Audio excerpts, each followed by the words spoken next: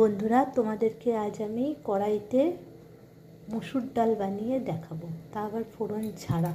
তার জন্য আমি মসুর ডালটা ভালো করে ধুয়ে পরিষ্কার করে কড়াইতে দিয়ে দিয়েছি।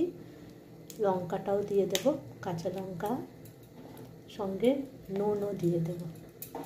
দিয়ে এবার ডালটাকে ঢাকা দিয়ে আমি সেদ্ধ করব। দেখতে থাকো।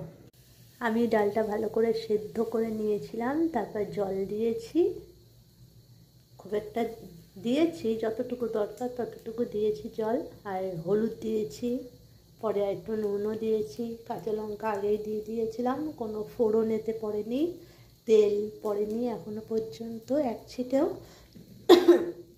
এবার নামানোর আগে আমি একটু সর্ষের তেল দিয়ে নামিয়ে ফেলবো।